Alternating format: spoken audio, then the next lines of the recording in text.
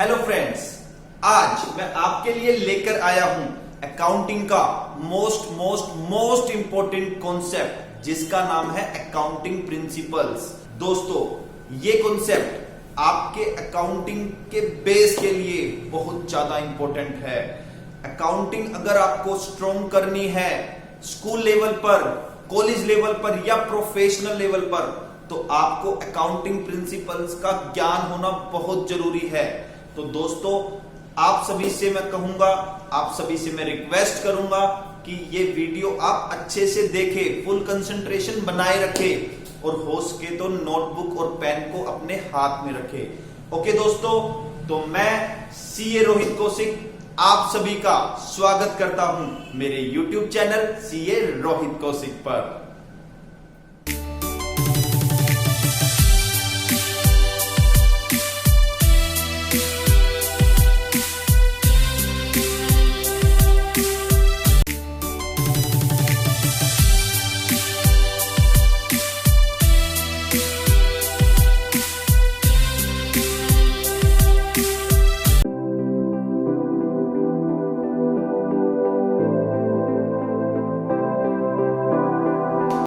So friends, what is accounting principles? Accounting principles are rules, guidelines and best practices to be followed by the entities to record business transactions and to prepare and present financial statement. Okay दोस्तों, चलिए sir थोड़ा सा आसान language में समझाओ। पता नहीं आपने क्या बोल दिया, सब कुछ सिर के ऊपर से गया, बाउंसर लगी है बाउंसर। कोई नहीं दोस्तों, अब मैं आपको बाउंसर नहीं मारूंगा मैं आपको, ठीक है। चलो देखते हैं आसान भाषा में अकाउंटिंग प्रिंसिपल्स क्या है। अकाउंटिंग प्रिंसिपल्स दोस्तों रूल्स है, गाइडलाइंस है एंड बेस्ट प्रैक्टिसेस है। ओके, अब ये rules, guidelines and best practices किस लिए बनाई गई दोस्तों? स्पेशली दो काम करने के लिए।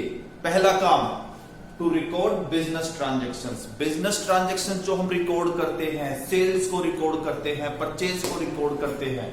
ओके, और दूसरा है to prepare and present financial statement, मतलब फिनेंशियल स्टेटमेंट को बनाने के लिए और उसको प्रेजेंट करने के लिए रूल्स, गाइडलाइंस और बेस्ट प्रैक्टिसेस बनाई गई।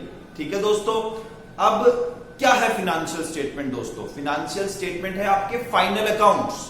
ईयर एंड में जो स्टेटमेंट्स हम बनाते हैं, जैसे बैलेंस शीट बनाते हैं, जैसे हम प्रॉफिट एंड लॉस अकाउंट बनाते हैं, तो दोस्तों उसको प्रेजेंट करने के लिए, बैलेंस शीट P&L को प्रेजेंट करने के लिए एंड उसको प्रिपेयर करने के लिए ये rules, guidelines and best practices help करते हैं। अब दोस्तों रिकॉर्डिंग में कैसे हेल्प करते हैं, इसके लिए मैं आपके सामने एक एग्जांपल लेके आया हूं। अब जब हम सेल्स रिकॉर्ड करते हैं दोस्तों, तो उसके लिए एक रूल बनाया गया। क्या? उसके लिए एक प्रिंसिपल बनाया गया। क्या बनाया गया कि क्रेडिट में अगर गुड्स सोल्ड की है तो उसको हम सेल्स कंसीडर कर लेंगे। ओके दोस्तों, ऐसे ही जब बैलेंस शीट बनाएंगे तो उसमें जो असेट दिखाएंगे हम, उस असेट में से डेप्रिसिएशन रिड्यूस करके दिखाएंगे। ये भी एक अकाउंटिंग का रूल है, प्रिंसिपल है। ओके दोस्तों, आई थिंक आपको समझ में आ गया होगा। सर मेरी एक क्वेरी है। हाँ दोस्त बोल, तेरी क्या क्वेरी है? सर मेरी एक क्वेरी है, ये अकाउंटिंग प्रिंसिपल बने कैसे बने ये? हाँ दोस्तों, बिल्कुल अच्छा क्वेश्चन है ये, बड़ा प्यारा क्वेश्चन है ये। दोस्तों पुराने टाइम में क्या होता था कि अलग अलग बिजनेस ऑर्गेनाइजेशंस अपनी अकाउंटिंग में अलग अलग तरीके फॉलो करते थे। आपको पता होगा पहले जो अकाउंटिंग करते थे, एक मुंशी जी होते थे, मुनीम जी जिसको बोल देते थे, वो ऐसे चश्मा करके बैठे रहते थे। अगर आपने हिंदी मूवीज में भी देखा होगा, है ना दोस्तों। तो चलो, अब क्या होता था पास्ट में जो अकाउंटिंग होती थी, सबके अपने अपने तरीके थे और एक प्रॉब्लम अक्सर आती थी कि हम एक बिजनेस ऑर्गेनाइजेशन का डाटा दूसरे बिजनेस ऑर्गेनाइजेशन के डाटा से कंपेयर नहीं कर पाते थे। हमें यह नहीं पता लग पाता था कि हम कैसा परफॉर्म कर रहे हैं। तो दोस्तों सबकी अकाउंटिंग में यूनिफॉर्मिटी लाने के लिए जो है अकाउंटिंग प्रिंसिपल्स बनाए गए। अब क्या हो गया कि अब पूरे वर्ल्ड वाइड एक ही तरीका फॉलो होता है अकाउंटिंग करने का। एग्जाम्पल के तौर पे double entry book keeping system. Okay दोस्तों, चलो आगे बढ़ते हैं। In United states financial accounting standard board FASB, yes friends, वहां पे FASB जो है अकाउंटिंग प्रिंसिपल्स बनाते हैं। Okay, FASB has issued accounting principles in form of generally accepted accounting principles, जिसको इन शॉर्ट GAAPS भी बोलते हैं। ठीक है, इन इंडिया, अब अपने देश की बात करेंगे, अपनी मातृभूमि की बात करेंगे दोस्तों। चलो, in India general accounting principles or accounting standards and Indian accounting standards. Yes friends, India में अकाउंटिंग प्रिंसिपल्स जो है अकाउंटिंग स्टैंडर्ड्स की फॉर्म में है एंड इंडियन अकाउंटिंग स्टैंडर्ड्स की फॉर्म में है। ओके दोस्तों, चलिए, uniform accounting principles reduce consistency which helps in presenting true and fair view of statement of affairs and making comparison easier. Yes friends, दो businesses में अगर सेम अकाउंटिंग प्रिंसिपल्स फॉलो होते हैं तो दोस्तों कंसिस्टेंसी को हम रिड्यूस कर देते हैं, जिससे दो फायदे होंगे। पहला फायदा, आपका जो बिजनेस है उसके अफेयर्स जो है ट्रू एंड फेयर हो जाएंगे, उसकी जो एसेट्स, उसकी लायबिलिटीज, उसकी कैपिटल, उसके प्रॉफिटेबिलिटी जो है वो ट्रू होंगी, वो फेयर होंगी।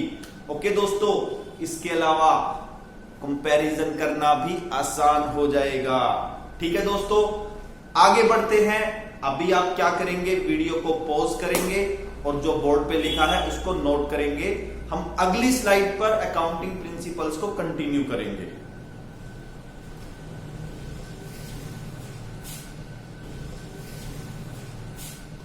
तो फ्रेंड्स, चलिए अब हम आगे बढ़ते हैं।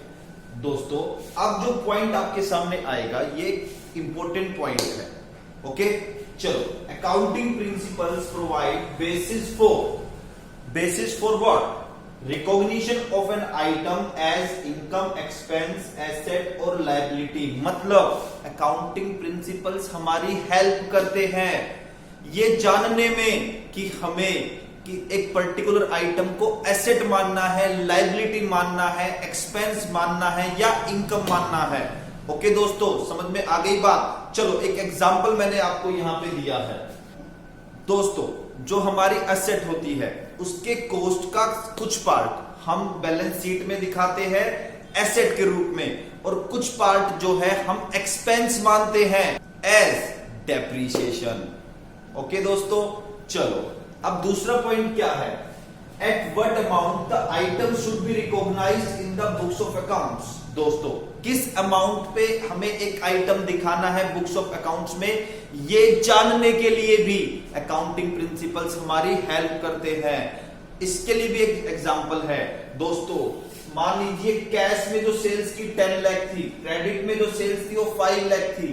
अब टोटल सेल्स जो बुक्स ऑफ अकाउंट्स में दिखाएंगे वो कैश वाली भी दिखाएंगे, क्रेडिट वाले भी दिखाएंगे। तो क्रेडिट सेल्स 15 लाख। ओके दोस्तों, बात समझ में आ गई होगी। Third point, how to present the items in financial statement. Financial statement मतलब प्रॉफिट एंड लॉस अकाउंट और बैलेंस शीट में हम एक आइटम को कैसे शो करेंगे, इसके लिए भी अकाउंटिंग प्रिंसिपल्स हेल्प करते हैं दोस्तों। चलो एग्जांपल देखते हैं। Amount invested bye proprietor into his business should be shown in the liability side of the balance sheet as capital. Yes friends, owner ने, प्रोप्राइटर ने जो बिजनेस में पैसा लगाया है उसको बैलेंस शीट की लायबिलिटी साइड में दिखाया जाता है कैपिटल के रूप में। ओके दोस्तों, आई होप अभी तक जो मैंने करवाया आपको अच्छे से समझ में आ गया होगा। चलिए आगे बढ़ते हैं। Accounting principles can be categorised into the two parts. Yes friends, आपको जो अकाउंटिंग प्रिंसिपल्स पढ़ाए जाते हैं, सिखाए जाते हैं, वो दो पार्ट्स में होते हैं। फर्स्ट पार्ट की अगर बात करूं तो वो है अकाउंटिंग कॉन्सेप्ट, और सेकंड की बात करूं तो वो है अकाउंटिंग कन्वेंशंस। ठीक है दोस्तों, चलिए अभी आप क्या करें, जो बोर्ड पे लिखा है उसे नोट करें, वीडियो को पॉज करके, फिर मैं अगली स्लाइड पे आपको क्या करवाऊंगा, accounting concepts and accounting conventions in detail. Okay, note it down.